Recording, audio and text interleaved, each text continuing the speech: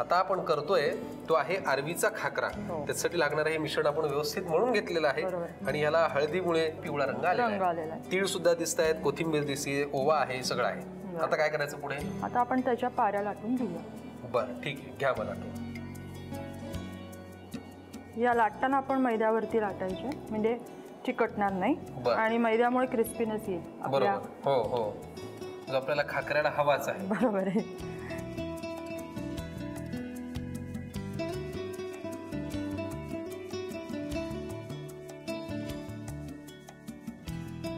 मला वाटतं हे 2 खाकऱ्या आपण आधी तळून घेऊया. आता हे तळायचे आहेत. हे मात्र एक 5 मिनिटं हडकायला ठेवायचे. हडकायला म्हणजे? हडकायला म्हणजे आपण पापड कसे ठेवतो? पापड जसे आपण उन्हात ठेवतो तसं ठेवायचं का? नाही नाही नाही, हे फक्त पंख्याखाली ठेवायचे एक 5 मिनिटं जेमतेम, की ते हडकले जातात. आणि मग आपल्याला हे जेव्हा 10-12 दिवस वापर करायचा असतो हे ते एअरपॅकच्या डब्यात ठेवायचे छानपैकी आणि मग पाहिजे त्यावेळेला गरम गरम तळायचे आणि चहाबरोबर खायला द्यायचे. क्या बात आहे. मग आता हे आपण लाटून घेतलेल्या ज्या पाऱ्या आहेत त्या 5 मिनिटं हडकायला ठेवूयात आणि मग पुढच्या कृतीकडे वळूया. 5 मिनिटं आपण वाट पाहिली आहे आणि आता हे व्यवस्थित हडकून झालेलं आहे. आणि त्याचं सगळ्यात पहिलं लक्षण म्हणजे हे काठ बघा, हे असे जरा कडक झालेले जातात थोडेसे, है ना? आता आपण हे तळून घेऊ शकतो. तळून घेऊ शकतो.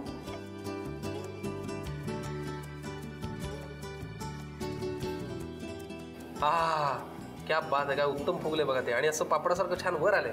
तयार झालेले आहेत अरवीचे हे खाकरे. पटकन तुम्ही लिहून घ्यायसाठी लागणारं साहित्य आणि कृती. अरवीचा खाकरा बनवण्यासाठी लागणारं साहित्य: डाळीचं पीठ, कोथिंबीर, उकडून किसलेली अरबी, मैदा, हळद, लाल तिखट, मीठ, पांढरे तीळ आणि ओवा. कृती: एका वाडग्यामध्ये उकडून किसलेली अरवी, 2 वाटी डाळीचं पीठ, 2 चमचे मैदा, कोथिंबीर, हळद, लाल तिखट, पांढरे तीळ, जिरं, मीठ आणि थोडं पाणी घालून मिश्रण एकजीव करून ते पिठासारखं मळून घ्यावं. मळलेल्या पिठाच्या पारीचा खाकरा लाटून घ्यावा. लाटलेला खाकरा 5 मिनिटं सुकवून घ्यावा आणि गरम तेलात तळून सर्व्ह करावा.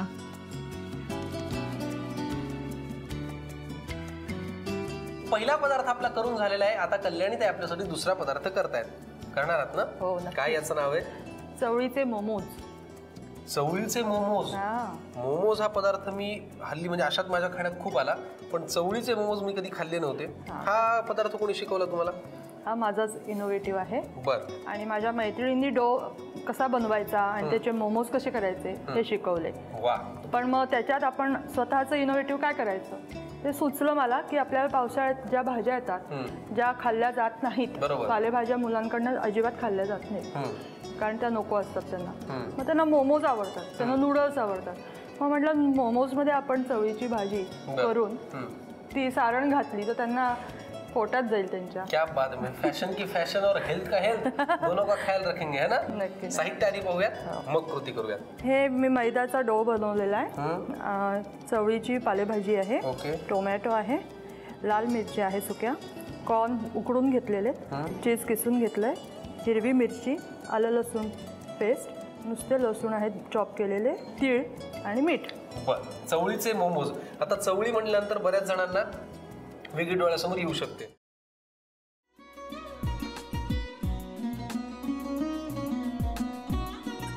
लावू का? असाच लावू ना?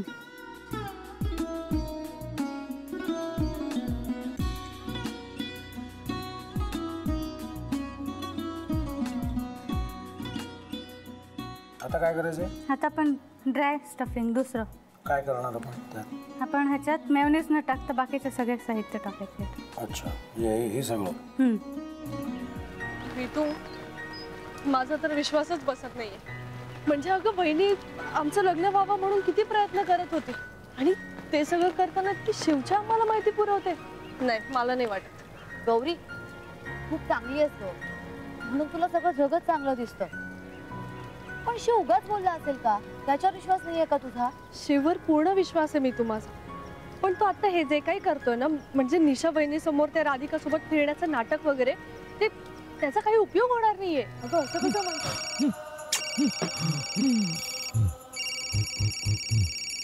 अगं नीलिमा, जतीन भाईंचा कॉल आहे. हो माहितीये. रिसीव्ह कर ना. अगं बघ, कट झाला.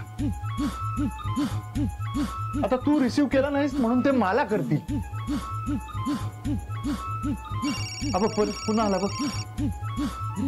घे बघू. पण हे एक ना एक दिवस घडणारच होतं.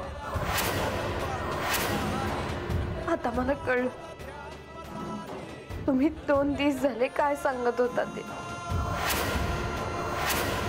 बनू हे संकेत असतात आणि हे ठरवून येत नसतात.